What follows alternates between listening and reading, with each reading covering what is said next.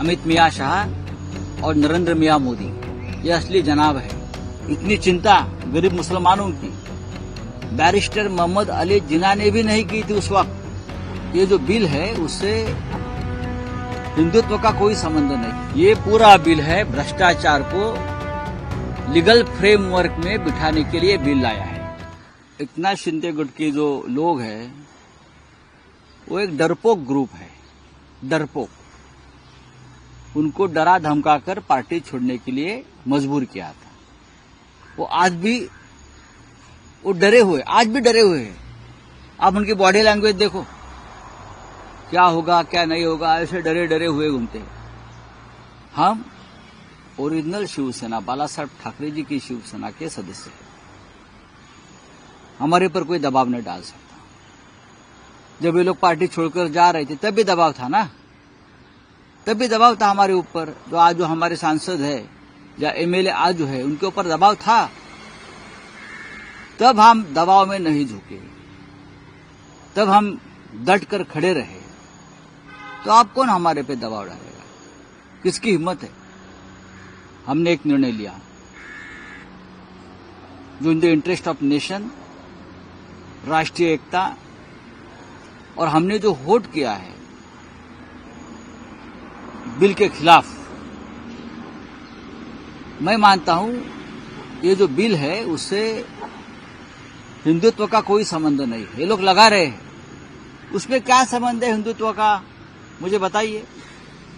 ये पूरा बिल है भ्रष्टाचार को लीगल फ्रेमवर्क में बिठाने के लिए बिल लाया है। जो 2 लाख करोड़ की जमीनें हैं ना वक्फ की, वो ये सरकार को या सरकार के जो लाडले उद्योगपति व्यापारी है उनको गमन खाना है। तो हम भ्रष्टाचार के खिलाफ वोट किया है, और हम जो ढोंग है बीजेपी का उसके खिलाफ वोट किया है। कोई दबाव नहीं है। ये निर्णय जो है उद्धव ठाकरे साहब ने, हमारे यहाँ पार्टी का आदेश माना जाता है, हमारे यहाँ मोदी जी का आदेश नहीं माना जाता या अमित शाह का आदेश नहीं माना जाता। आखिरी मिनट तक बीजेपी के बड़े नेता हमारे नेताओं के संपर्क में थे कि बिल को समर्थन करें। बड़े नेता दिल्ली से, महाराष्ट्र से। नहीं तो जरूरत क्या थी देवेंद्र फडणवीस जी को ट्वीट करने की? राज्यसभा में या लोकसभा में भारी बहुमत से बिल पारित नहीं हुआ है, 300 पार नहीं किया है। आपको मालूम है 300 पार नहीं किया है। आप चेक कर लीजिए, 273 का बहुमत है और कितने वोट मिले हैं। हमारे कुछ मेंबर्स जो बीमार है, कुछ बाहर रहे, अगर वो होते तो और हमारा आंकड़ा बढ़ जाता। राज्यसभा में भी यही हो गया। राज्यसभा में भी नरेंद्र मोदी जी ने, प्रधानमंत्री जी ने आखिरी मिनट में ओडिशा के नेता नवीन पटनायक के ऊपर बहुत दबाव डाला। बाद में वो 7 लोग पलटी मार गए, नहीं तो उनका निर्णय पक्का था, वो बिल्कुल विरोध करने वाले ही थे। लेकिन फिर आपके पास इतना बहुमत है, आपके पास इतना आंकड़ा है, तो ये आखिरी मिनट तक ये क्या चल रहा था खेल? ये खेल हमारे ऊपर करने की कोशिश की, लेकिन हम नहीं माने।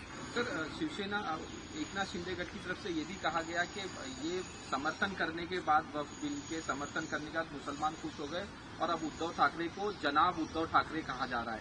नहीं, मेरे भाषण, ये लोग लिखे पढ़े लोग नहीं है। शिंदे गुट के लोग हैं, वो पढ़ते नहीं, सुनते नहीं। मेरा भाषण सुनना चाहिए जो पार्लियामेंट में मैंने कहा है। जो जनाब कहते हैं ना, असली जनाब कौन है? असली जनाब अमित शाह है, अमित मियां शाह और नरेंद्र मियां मोदी, ये असली जनाब है। जो भाषण किया है आप पढ़ लीजिए, लोकसभा का भाषण। ये लोग क्या बहरे हो गए थे क्या लोकसभा में? इतनी वकालत, इतनी चिंता गरीब मुसलमानों की बैरिस्टर मोहम्मद अली जिन्ना ने भी नहीं की थी उस वक्त जब पाकिस्तान बनने जा रहा था। इतनी चिंता, बाप रे बाप, हम ही मुसलमानों के मसीहा है।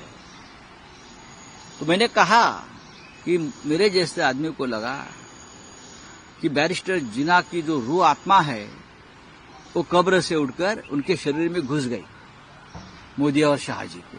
तब इतनी वकालत कर रहे थे और हमको बोलते हैं जनाब। ये तो जनाब के सब चेले हैं भाई, ये जनाब मोदी और जनाब शाह के शिंदे गेट वाले जो लोग हैं ना, शिंदे के क्या शिंदे ना, हाँ, वो उनके चेले चपाटे हैं, डर से मारे जी रहे। कुछ किया तो पकड़ कर डाल देंगे जेल में, ईडी के केस में। अभी तक फाइल बंद नहीं हो गया वो लोगों की।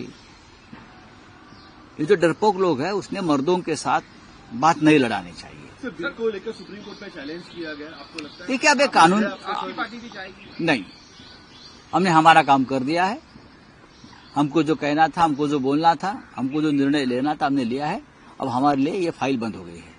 सर, ट्रेड वॉर चालू है, पर लेकिन मोदी ने एक भी ट्वीट नहीं किया। क्या चालू है? सर, ट्रेड वॉर शुरू हो चुका है एक तरीके से, पर मोदी इस पे कुछ नहीं किया। थाईलैंड में है ना, बैंकॉक में है मोदी जी।